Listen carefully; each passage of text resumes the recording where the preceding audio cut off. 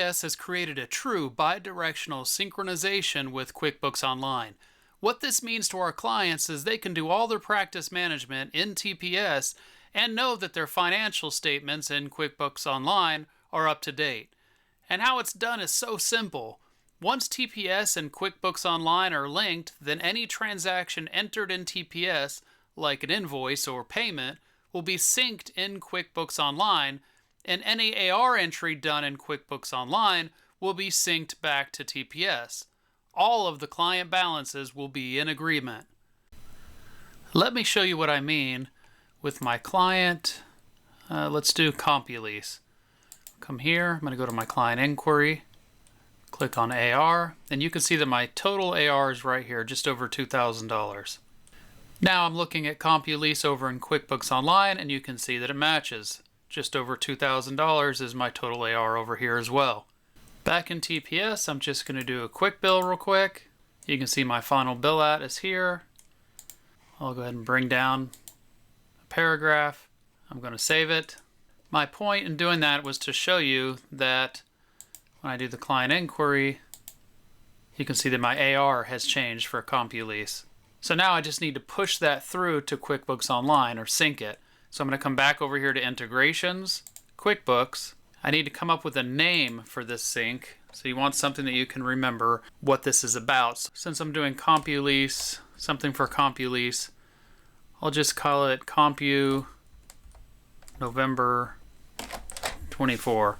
And I'll hit the synchronization button. You can see down here, it's kind of cut off from my recording screen, but you can see that it's syncing right now. Back on QuickBooks, if you refresh your screen, you should see the new amount pop up here, matching what's in TPS. And if I scroll down right here, this is the invoice that we just created in TPS. And if I open that up, come down to products and services, you can see that it synchronizes the transactions based on the mapping of the TPS work codes and the QuickBooks Online product services and charts of accounts. If the online payment function is used in QuickBooks Online, then when all the invoices are done in TPS, they will be available to be paid online in QuickBooks Online. And when the payment is entered in QuickBooks Online, it will be synced to TPS. Let me show you how that's done. All right, let's close out of here. Go back to our customers screen. And from our list of customers, let's go ahead and choose Client Audio King. And let's receive a payment from them. So you can see down here, Audio King owes us $235.09.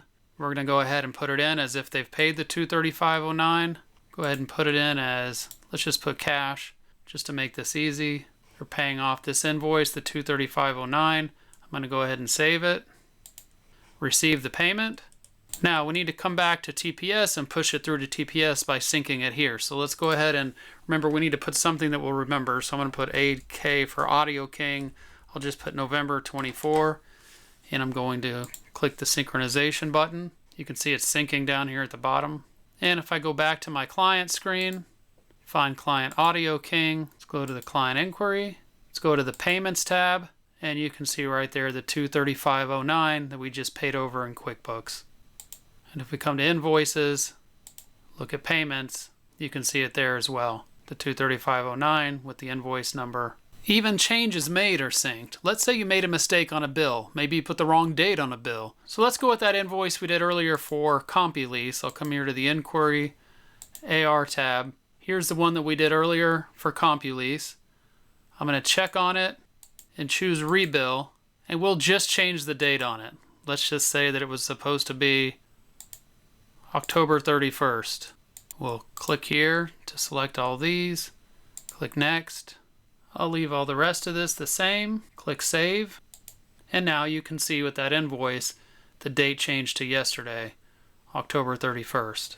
Now, of course, as usual, we want to go back to our Integrations QuickBooks page and push that through to QuickBooks so that that invoice date change occurs over there as well. So let's go ahead and so we'll just put Compu date change November 24. Again, whatever you want in here that just helps you understand what this sync is for. Then I'll hit the Synchronize button. You'll see it syncing down here.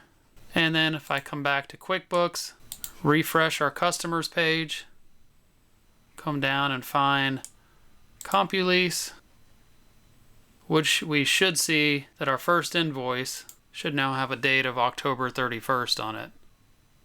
There we go, invoice date of October 31st. And we could do the same thing by changing an invoice in QuickBooks Online and having it reflected in TPS. The key is the original sync. The TPS QuickBooks Online sync utility will ensure all the outstanding, overdue, unpaid AR entries in TPS are identical to QuickBooks Online, and once that is done, then they are synced. Before starting the sync in TPS to QuickBooks Online, we need to ensure that your firm has a backup account with Rewind, that your firm does not use QuickBooks Online credit memos, and that your firm does not have any journal entries or check expenses in QuickBooks Online showing as overdue or outstanding.